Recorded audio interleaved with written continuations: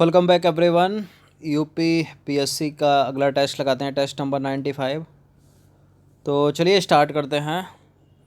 इसकी प्लेलिस्ट बना रखी है, प्लेलिस्ट का लिंक डिस्क्रिप्शन बॉक्स में मिल जाएगा। वहाँ पर आप टेस्ट नंबर 1 से लेकर 95 तक पहुँच सकते हो। तो चलिए क्वेश्चन नंबर 1 है, निम्नलिखित कथनों पर विचार करना है। पहला स्टेटमेंट है, हरित गृह प्रभाव एक मानव जनित घटना है। मतलब ग्रीन हाउस इफेक्ट जो है एक मानव निर्मित घटना है। और कार्बन डाइऑक्साइड पृथ्वी पर सर्वाधिक सबसे ज़्यादा हरित गृह प्रभाव के लिए उत्तरदायी है। कौन सा करेक्ट है? केवल पहला, केवल दूसरा, एक और दो दोनों, या फिर इनमें से कोई भी नहीं? देखिए, पहली बात तो हरित गृह प्रभाव एक कृत्रिम घटना है, मानव निर्मित घटना नहीं है, गलत है पहला वाला स्टेटमेंट। और कार्बन डाइऑक्साइड से भी कहीं ज़्यादा जो है हरित गृह प्रभाव के लिए उत्तरदायी है जलवाष्प। जलवाष्प तो गलत है दूसरा भी। तो इसका आंसर क्या हो जाएगा? ऑप्शन नंबर डी, इनमें से कोई भी नहीं। तो हरित गृह प्रभाव जो है एक प्राकृतिक घटना, मानव निर्मित नहीं है, जो पृथ्वी पर करोड़ों वर्षों से प्रकट हो रही है। और इस प्राकृतिक हरित गृह प्रभाव जो वायुमंडल में जलवाष्प एवं सूक्ष्म में जल कणों के कारण है, के फलस्वरूप ही पृथ्वी पर जो है जीवन संभव हुआ है। और जलवाष्प पृथ्वी पर हरित गृह प्रभाव में सर्वाधिक योगदान देता है, और यही सही उत्तर है।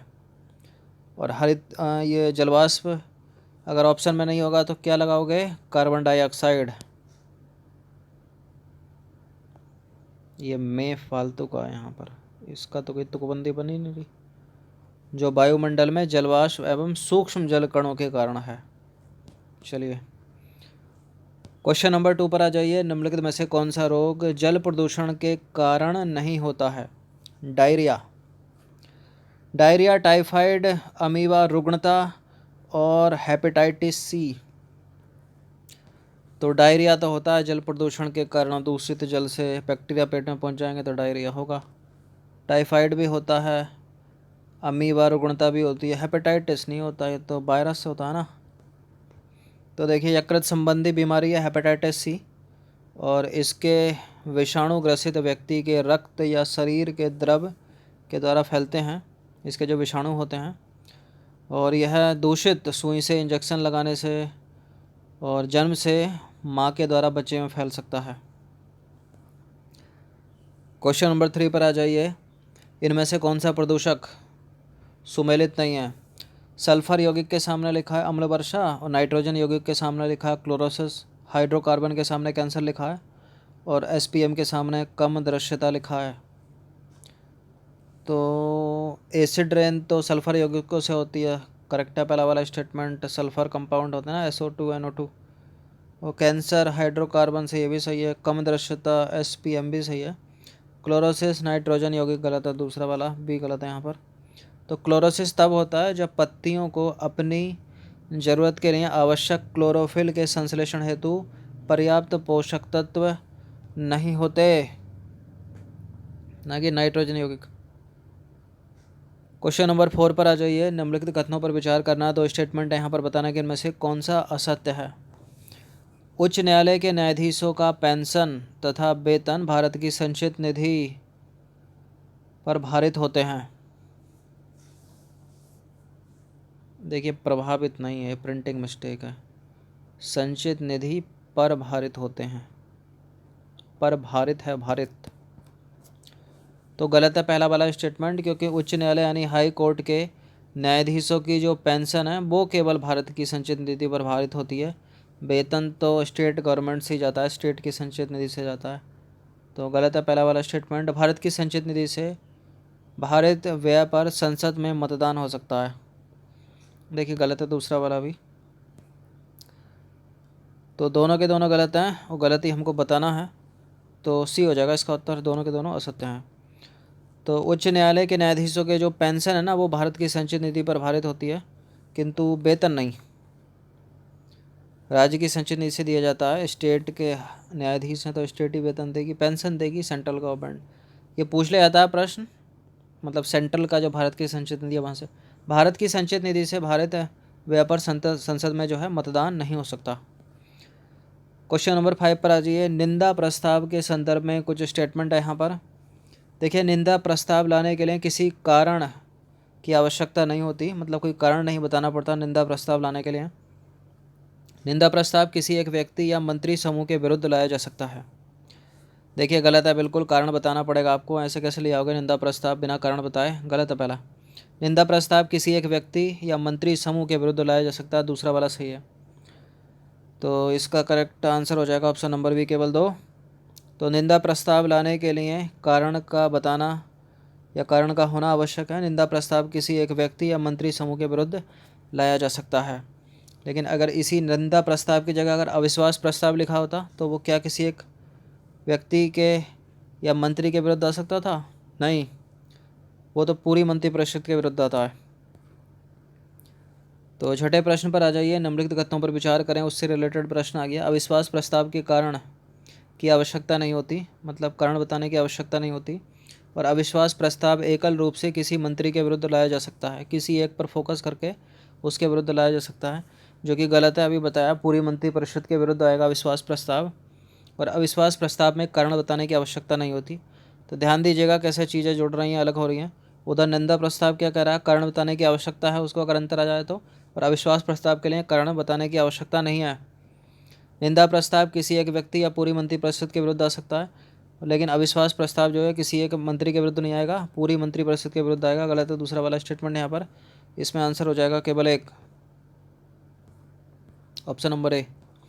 तो अविश्वास प्रस्ताव के कारण की आवश्यकता नहीं होती, लेकिन निंदा प्रस्ताव लाने के कारण की आवश्यकता होती है। अविश्वास प्रस्ताव पूरे मंत्रिपरिषद के विरुद्ध लाया जाता है। यह एकल रूप से किसी मंत्री के विरुद्ध नहीं लाया जा सकता, लेकिन निंदा प्रस्ताव लाया जा सकता है। क्वेश्चन नंबर 7 पर आ जाइए। अनुच्छेद 356 के संदर्भ में कुछ स्टेटमेंट है यहाँ पर। देखिए, यह बाह्य आक्रमण और आंतरिक अशांति दोनों को सम्मिलित करता है। यह न्यायिक समीक्षा के अधीन है। देखिए 356 में तो संवैधानिक तंत्र विफल हो जाएगा राज्य में, तो राष्ट्रपति शासन लगेगा ना। आंतरिक अशांति बाह्य आक्रमण कहाँ से आ गया, गलत है पहला वाला स्टेटमेंट। तो केवल बी सही है यहाँ पर। अनुच्छेद 356 राज्य में संवैधानिक मशीनरी या तंत्र के असफल हो जाने से संबंध रखता है। और बम्बई वाद हुआ था 1994 में, सर्वोच्च न्यायालय द्वारा इसे न्यायिक समीक्षा के अंतर्गत लाया गया, उससे पहले नहीं था। क्वेश्चन नंबर 8 पर आ जाइए। निम्नलिखित कथनों पर विचार करना। दो स्टेटमेंट है यहाँ पर, बताने कि इनमें से कौन सा सही है। एका आंदोलन में किसानों के साथ साथ छोटे जमींदार भी शामिल थे, और एका आंदोलन कांग्रेस के अनुशासित एवं अहिंसक सिद्धांतों के प्रति प्रतिबद्ध होने के कारण राष्ट्रीय आंदोलन से एकीकार हो गया। देखिए पहला वाला सही है, दूसरा गलत है, नहीं हुआ था एकीकार ये। तो एका आंदोलन 1920-21 में हरदोई, बहराइच तथा सीतापुर आदि क्षेत्रों में चलाए, और इसके नेता मदारीपासी एवं सहरेज थे। एका आंदोलन में किसानों के साथ साथ छोटे जमींदार शामिल थे। कांग्रेस के अनुशासित तथा अहिंसक सिद्धांतों में विश्वास न होने के कारण यह आंदोलन राष्ट्रीय आंदोलन से एकीकार न हो सका, तथा अहिंसक तथा असहयोग आंदोलन के स्थगन के बाद भी यह आंदोलन जो है वो चलता रहा, तो एकीकार नहीं हुआ था। क्वेश्चन नंबर 9 पर आ जाइए। 18वीं सदी में हुआ था एक विद्रोह का नाम है सन्यासी विद्रोह। उसके संदर्भ में बताना है कि इनमें से जो है कौन सा सही नहीं है। तीर्थ यात्रियों पर प्रतिबंध लगाने के लिए यह विद्रोह हुआ। यह कौन सा, सन्यासी विद्रोह। इस विद्रोह में हिंदू और मुसलमानों ने मिलकर संघर्ष किया। देवी चौधरानी नामक उपन्यास का कथानक इसी विद्रोह पर आधारित है। देखिए सारे के सारे करेक्ट हैं, तो गलत तो कोई है नहीं, तो इसका आंसर हम लगाएंगे ऑप्शन नंबर डी, उपरोक्त में से कोई नहीं, क्योंकि ये सारे के सारे सही हैं। क्वेश्चन नंबर 10 पर आ जाइए। इनमें से किस तिलहन के पौधे की किस्म का उपयोग बायोडीजल उत्पादन में किया जाता है? ध्यान देना, बायोडीजल के उत्पादन में, और तिलहन की किस्म की बात हो रही है। तिलहन का पौधा कौन सा है इसमें? Parthenium. Parthenium option number B. तो निम्नलिखित में से पार्थेनियम की किस्म से बायोडीजल का उत्पादन किया जाता है, जो तिलहन का पौधा है। 11वां प्रश्न है, निम्नलिखित कथनों पर विचार करना। पहला स्टेटमेंट है क्रायो प्रिजर्वेशन केवल बीजों के परिरक्षण में सहायक है, केवल लग गया। और दूसरा स्टेटमेंट है क्रायो प्रिजर्वेशन में परिरक्षण के लिए प्रशीतक के रूप में नाइट्रोजन का उपयोग किया जाता है। तो गलत हो गया, केवल लगा दिया ना यहाँ पर। क्रायो प्रिजर्वेशन केवल बीजों के परिरक्षण में सहायक है, और भी बहुत सारी चीज़ों में है। क्रायो प्रिजर्वेशन में परिरक्षण के लिए प्रशीतक के रूप में नाइट्रोजन का प्रयोग किया जाता है। दूसरा सही है। तो क्रायो प्रिजर्वेशन एक ऐसी प्रक्रिया है जिसमें रासायनिक अभिक्रिया या लंबी अवधि के कारण खराब होने वाले अति संवेदनशील कोशिका ऊतक या अन्य पदार्थों का शून्य से नीचे तापमान पर परिरक्षण किया जाता है, मतलब बहुत ठंडे मौसम में रखकर, और उदाहरण के लिए ठंडे तापमान में रखकर।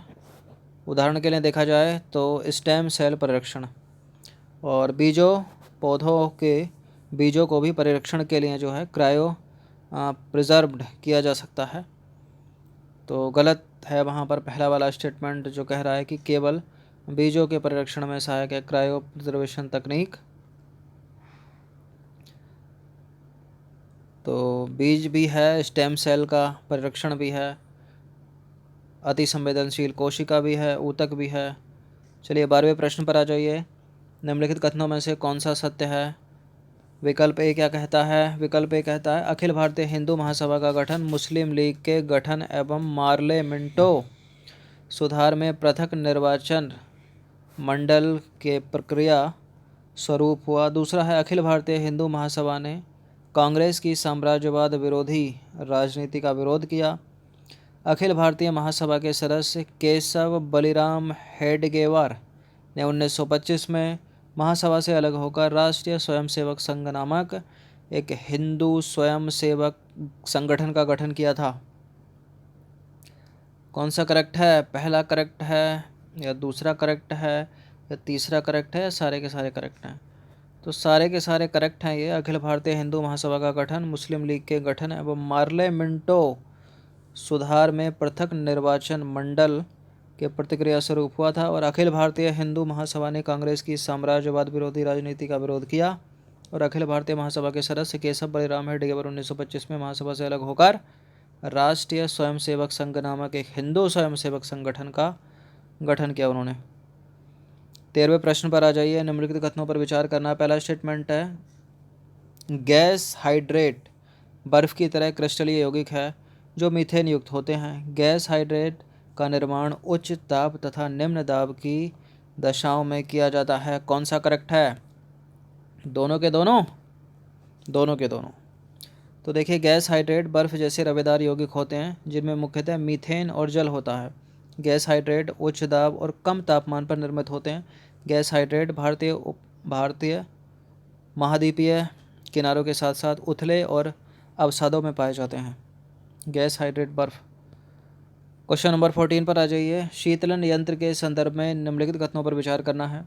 देखिए हाइड्रोफ्लोरोकार्बन शीतलन में प्रयुक्त होने वाली और ओजोन विनाशक क्लोरोफ्लोरोकार्बन का एक विकल्प हो सकती है ही हो क्या सकती है। हाइड्रोक्लोरोकार्बन में कोई वैश्विक तापन क्षमता नहीं होती।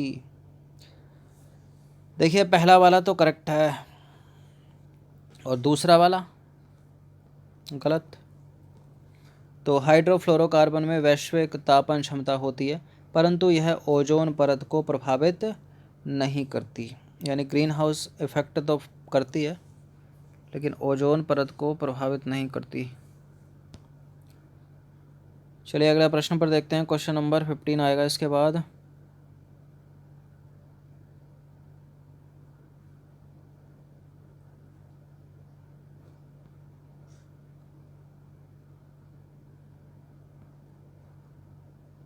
चलिए क्वेश्चन नंबर 15 है, वो क्लोरोफ्लोरोकार्बन है जो ओजोन को प्रभावित करती है।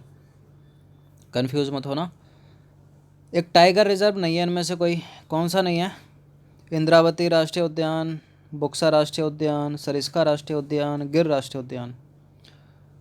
तो इनमें से इंद्रावती तो है, बुक्सा है, सरिस्का राजस्थान का है, गिर तो गुजरात का है ना। टाइगर रिजर्व थोड़ी है वो, तो एशियाई शेरों के लिए है, एशियाटिक लायन।